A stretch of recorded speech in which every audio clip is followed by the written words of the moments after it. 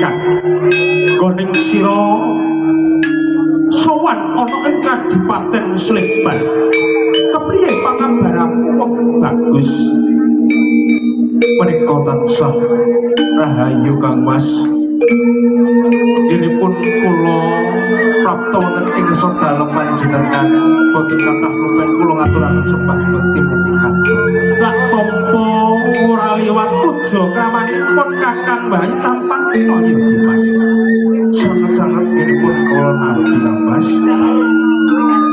kula sowan wonten ing Kadipaten Sleban menika wonten kawigaten dhumateng panjenengan wigatine ingkang kaping sepindhah kula namung kampang kaliyan keluarga wonten ing Kadipaten Sleban Kang Mas ingkang kaping kalih kula menika kadunta dening Kang Mas Prabu Brawijaya kang supados aturake nawala dhumateng panjenengan ngaturke nawala menika leres nanging apa surasaning surat kuwi mau wong bagus janjane nggih tuwuh rasa pitakon sajroning manah kula Mas nanging yen to kula ngantos mbikak nawala punika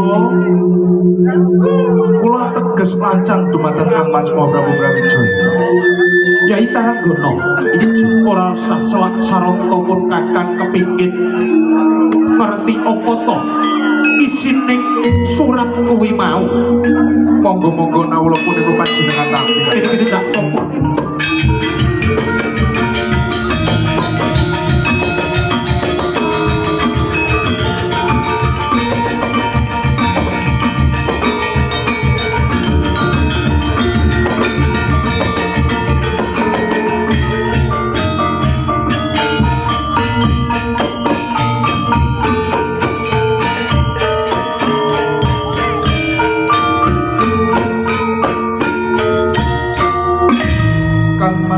Adipati Panji Sulu piye Yai Taranggono sak sampunipun nawala punika panjenengan agem kula badhe nyuwun pamit dhumateng panjenengan kening apa ora nganti ana ing papan kene luwih dhisik Duh Kang Mas kewajiban kula wonten ing Pojopet menika dereng rampung ya wis Yai Taranggono salam taklipku kelawan Kang Mas Prabu lan garwamu ya kula nyuwun pamit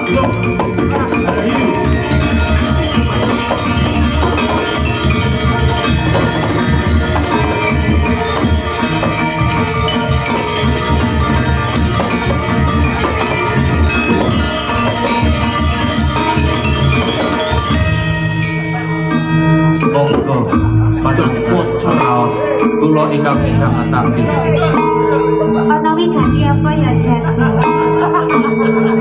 kok ya Diaji lumarape punang cinta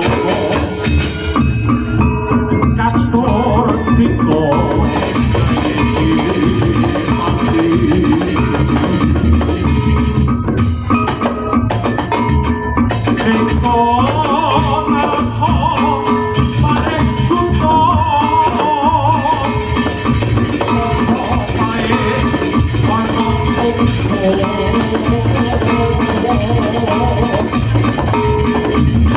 Ini sama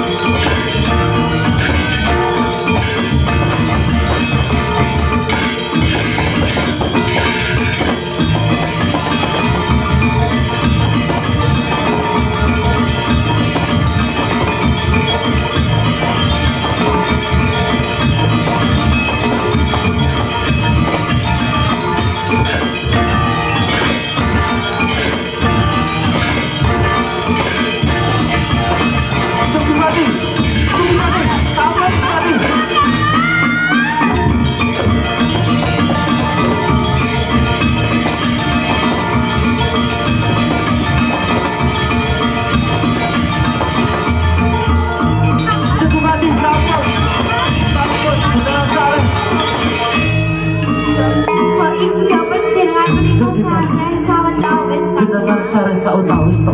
Panjenengan kebaleh kanthi wedi ciptanipun panjenengan dalam. Wis mangerteni kabeh lan krungu yen to Giri Samaran jejoreng asmani Prabu Brawijaya.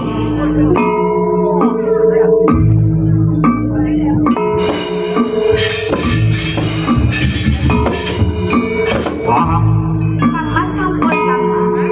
Ampun kados ngaten. Mbok iki saleh sawetawis Kangmas sajipati panjenengan.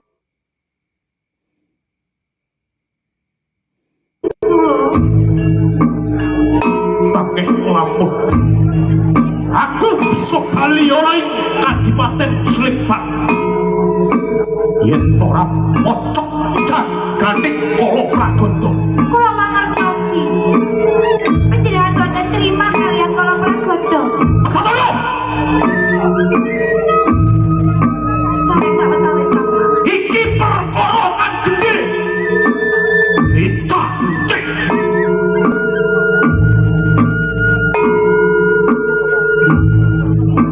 Ijin. Kula mangertosi, ananging panjenengan kedah. Kepiye sumpahmu kelawan Kadipaten Slepan? Nggih. Kula sampun gadhahi sumpah prasetyo. Kula badhe nderekake marang panjenengan Praboso. Yen dikepangarake, kula badhe nderek panjenengan para prajurit. Cukup aku gak mlebu. Mongko kabeh baris pendem ora ing papan iki. Yen aku ora bakal bali kabeh gempur Giri Samaran. Jadi setelah kedahulu.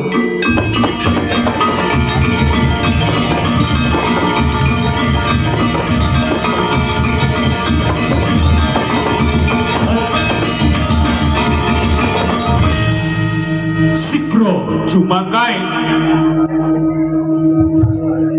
Adipati Panji Sulung ingkang arasa nuju wonten ing Giri Samaran karenanipun Sang Maha Prabu Kala Pragodo ngumpulake sagunging para prajurit para manggalaning nata kadya babang mangaribawa.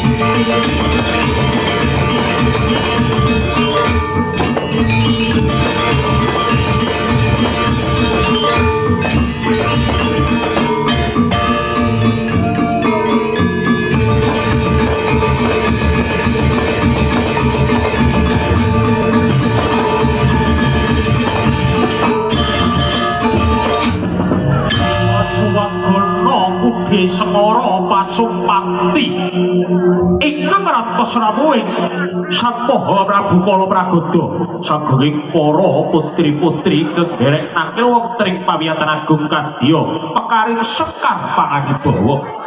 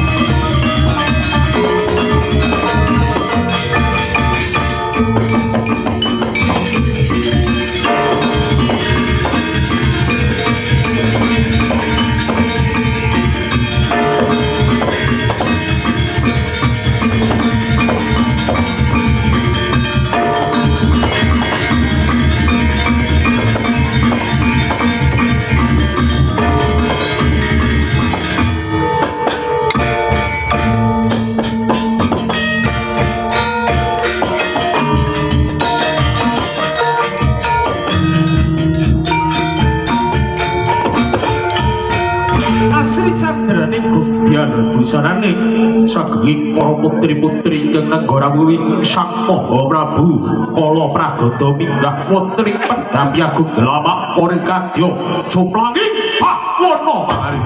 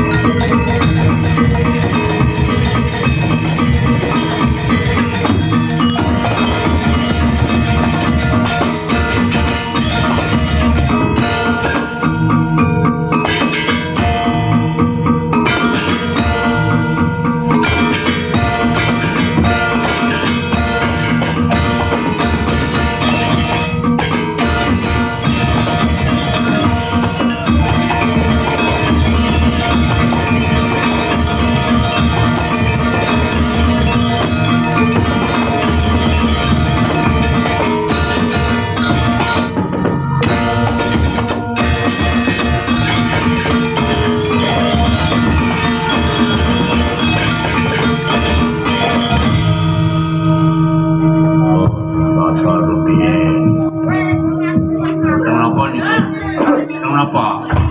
Dengan Kang atus-atus Kang Mas. kenapa kok meneng-meneng? Kena flu. Ami. Kados pundi Kang Mas? Sak kraton kok awake legrek.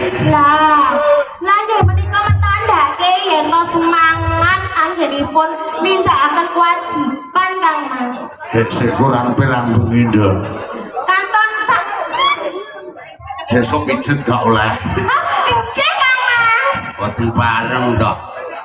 Lah kok sajae mungkis-mungkis to Kang Mas. Iki otot kene sing menggok rene. Pirang-pirang bengi. Duh, ayo Jagalati. Kula dawuh Kang Mas. Jagalati.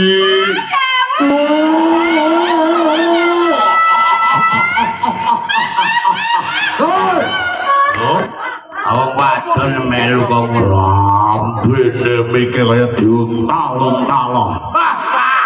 Hus. Jerot ini. Wong wedok ki sing lemah gemulai gandes luwes. Jagalati. Kula dawuh Kang Mas.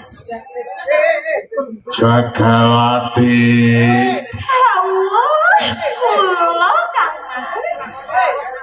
Jagalati. Kula dawuh. Bang, sama ki jane dos pundi to Kang Mas? Diguyu ibu-ibu ning wade kene. Lah sampean ki lho rawet lho Kang. Jagalati suarane kaya tong ditutuki.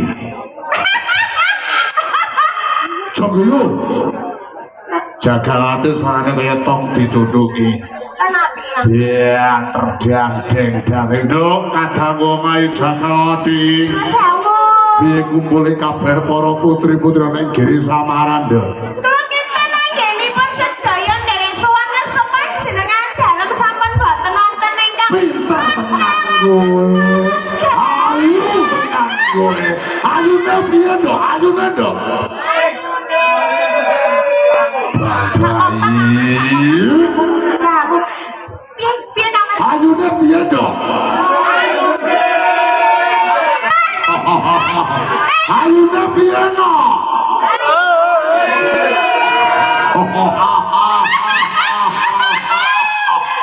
Kon kabeh para prajurit masuk gono masuk madu lan kabeh para prajurit para satri uga sing kepenak.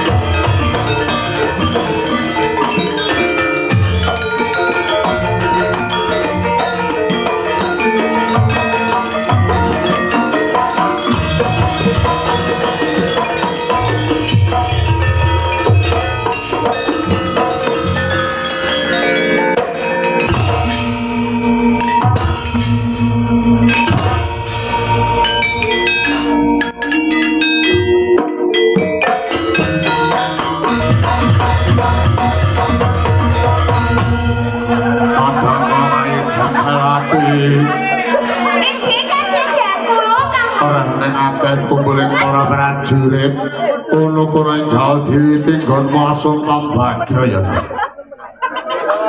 Dudu Kang Mas.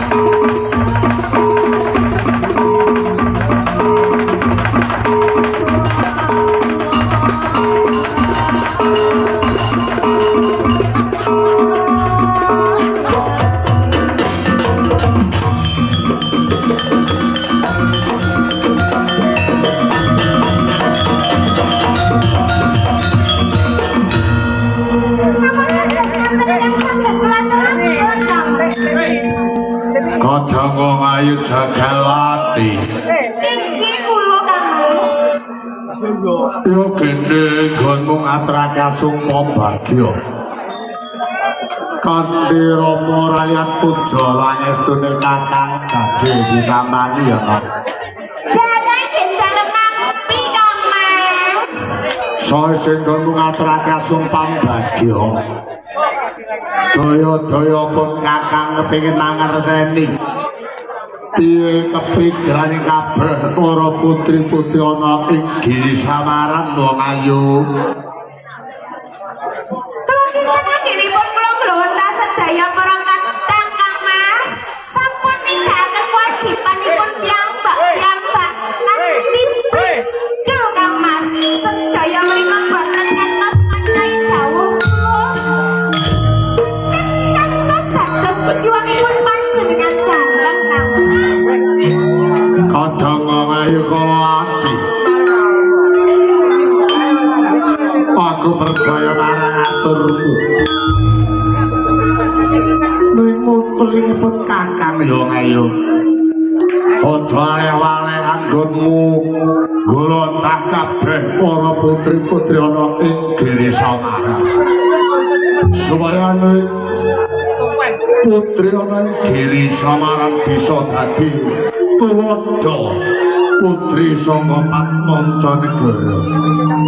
Kedahipun kados ngaten Kang Mas, panjenengan ampun kuatos kalian sedaya para kadang Kang Mas. Bilih panjenengan menika boten pekados sedaya para kadang badhe dituke sedaya kaprigelanipun Kang Mas. Aku percaya marang aturmu. Pola saudara lungguh sing kepenak ya yo. Istaken dawuh. Kala ulang Njih kula dawuh Kang Mas. apa bener sing diaturne dening Kang Mbokmu kala ati. Menika leres lho Kang Mas. Banjur kowe wis sapa? Anggen kula nindakaken bab wajib. Olah sinilah budaya. Sakmenika sampun rampung lho Kang Mas. Yo, kala ulang Njih kula Kang Mas. sempurna nggonmu sabyatu marang Kang Mbokmu. Bapak kalian ana ing Giri Samaran. Kowe tak bedhake marang jeneng sira. Maju lan mundur ing kabeh para putri gumantung marang sliramu ya wong ayu. Njih Kang Mas. Saudara lungguh sing menak kabeh para putri. Saudara kono padha lungguh sing menak.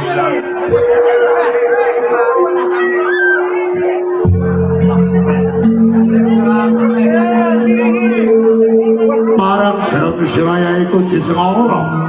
Dalu kados pundi awasra. Soe sing lungguh kanthi sanata piye kumpule kabeh para prajurit. Matur kembal pun kula prajurit sampun boten kanggo dalan. Kau panjenengan dalem. Banjur sempe mangerteni kaya ngopo gumularing Giri Samaran maju lan mundur. Pun kuatus. Pangkuangan pun Giri Samaran boten kalah lan pun.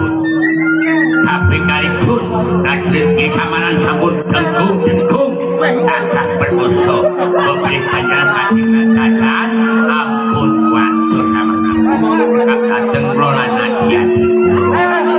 Banjur uripe kabeh para kawula kang mapan ana ing Karangpadesan. Ampun ayem gendem penganem ewet nopo ulah sandang pangan sarta mapan kali tetanamanipun juru-juru bagus Merdelake yen Giri Samaran wis ora kurang sanubarang apa wae. Resatun panjenengan dalem Yaiku disemara kados tak jaluk aja nganti genggam sakring marang jeneng ingsun. maju lan mundur diri samaran ora gumantung marang jenenge ingsun ning uga gumantung marang bau pananan iki Sandara Luga sing kepenak to ati to dene pasut gono kaluhuran piye kewajiban agen kula wetah sedaya prajurit peperangan panjenengan boten usah ngawatos kula sampun ya mataken pangewu-ewu prajurit perang angkat damel kekuatanipun Giri Samaran ladala jagat Batara ya jagat Astuparaja manik Ganingset Pasungkono dawuh timbalan jumbuh marang gelegring ragamu nggih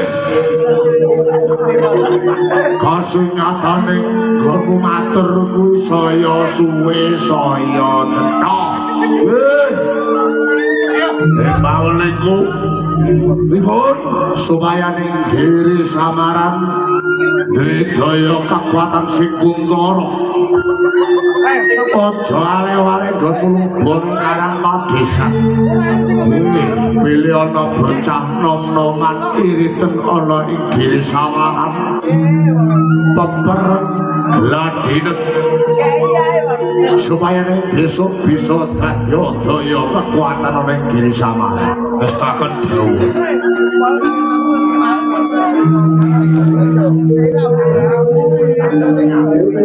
Sandara Luga sing kepenak wis takon dawuh Pasumane posisi ana wenceng matur kanthi cetha wajibamu lepat matur nyuwun kowe sawetara marang sami Sira Prabu anggen dalam nindakaken sesanggepan jagit taplo atus wonten ing Giri Samaran kala kita sedaya boten irwa dawuh panjenengan dalem bagus lan ugi mbok bilih sakwangke wonten tamu saking Patmancanegara bilih boten wonten tamu asta panjenengan dalem kula ingkang nanggung Sira Prabu cilik dipikut gedhe diarak ana ing alun-alun supaya bisa daitu dari para kaum sok sombo sing bakal nengenake bakal antuk pidana ning yen sapa sing bisa gawe ayem tentrem ing Giri Samaran aja teda-teda paring ganjaran marang para kaum pangestaken dawuh Sira Sandara Luga sing kepenak kabeh para prajurit taturi matur dhewe-dhewe anggen kula nindakake bab sageman sinuwun jagi paregolan wonten ing Giri Samaran sakmenika boten enten ingkang macahi dawuh panjenengan dalem sinuwun Sandara Luga sing kepenak teman semanten ugi kula anggenipun kula sabiyantu kalian Kang Mas prajurit sakmenika boten enten ingkang mujiwani panjenengan dawuh sing tak jaluk ya sing kaya mengkono sengkono nggon sabiyantu marang Kang Mas supaya Giri Samaran bisa hayam lan hayam Sandara Luga sing kepenak wis tangan dawuh kae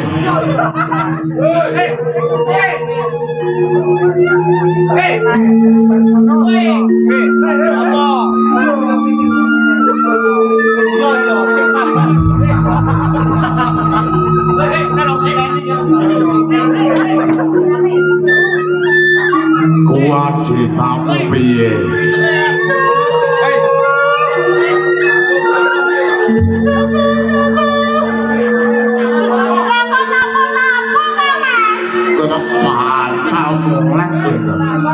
Mas jenengan jenenge ditampuk iki lho Kang Mas. tegese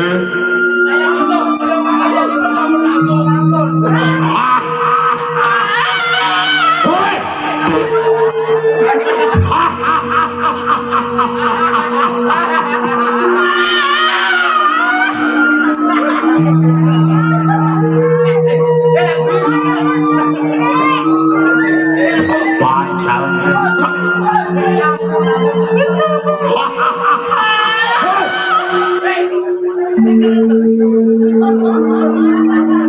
sembrono kowe arep ajak arep bahaya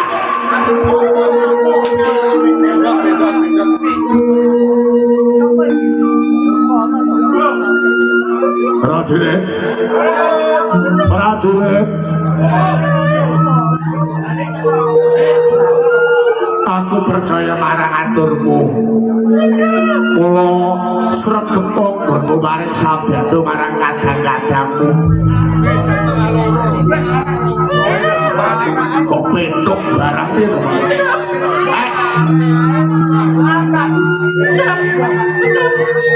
oke hei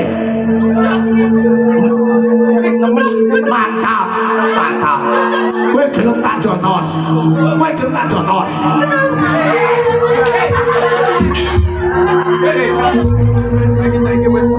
mantap kowe gelem tak jotos mantap kowe gelem tak jotos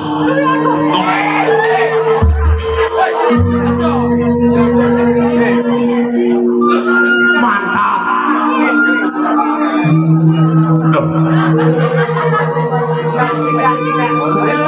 oke oke oke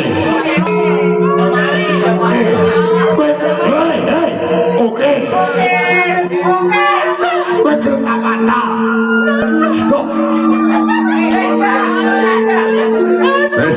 wis kono